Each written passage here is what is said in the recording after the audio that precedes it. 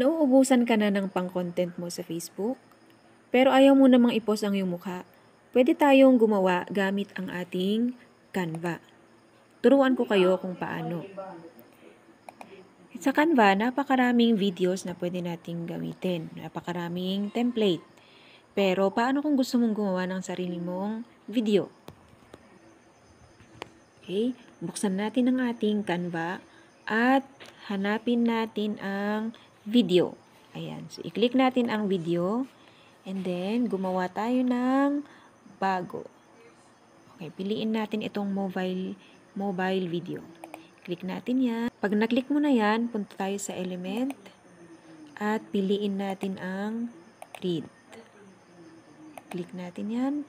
So yan ang mangyayari.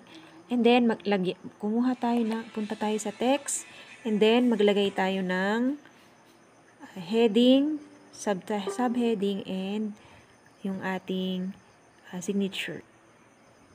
Magiging ganito yung kalalabasan. So yung ating title, maghanap lang tayo ng gusto nating font, lagyan natin dyan. And then yung ating subheading dyan sa gitna, huwag nating kalilimutang ipagitna. And then, pwede natin ilagay yung ating signature dyan sa dulo. Pagkatapos mong gumawa ng sarili mong template, balik ka sa home. And then, pumunta ka sa sheet. I-open. At ganito ang lalabas. Click action and click generate table. Ito ang lalabas. Pwede kang maglagay ng sarili mong prompt. Sa akin, ang nilagay kong prompt ay create a 2-column spreadsheet with 20 inspirational quotes for struggling in life people. Do not include source names. Column 1 would have one-word title. Column 2 has the quote and use quotation marks on quote. And then click generate.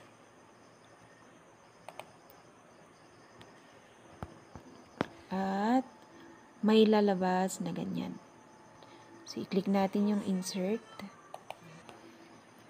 Kapag na-insert mo na, pumunta ka ulit sa element at maghanap ka ng landscapes or any theme na gusto mo. Pwede mo rin siyang i-modify, gawin mo siyang vertical kasi ang ating reels naman ay naka-vertical. Ayan. So, pwede ka nang pumili ng mga videos na gusto mo dyan. Click mo yung video at lalabas yung ating mga templates dito na naka-design para sa reels. Pumili ka ngayon ng isa, i-drag mo tapos ilagay natin dyan. Pumili ka tig isa, lagyan mo lahat hanggang sa malagyan mo lahat.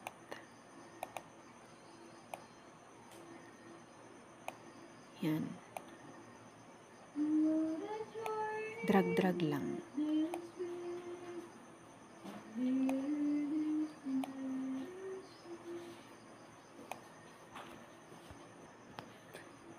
Kapag nalagyan mo na lahat ng video, i-highlight mo lahat ito hanggang sa pinakadulo.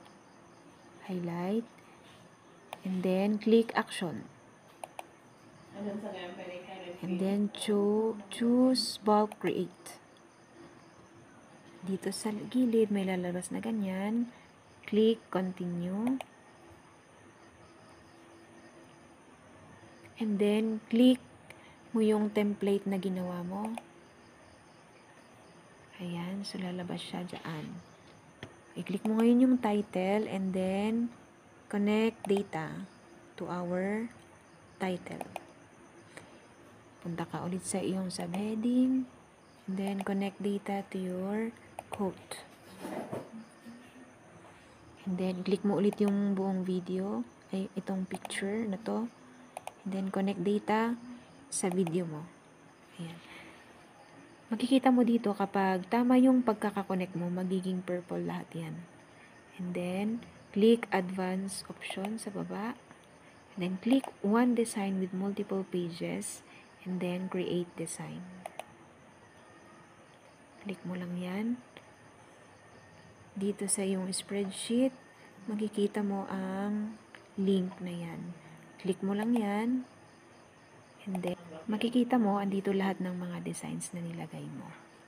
So, pwede mo na ngayon i-download. Ready for downloading. Click mo lang yung share, download, and then MP4, and then download. Click mo lang yan. Makikita mo na ngayon sa yung download part, ganyan ang lalabas. Thank you for watching.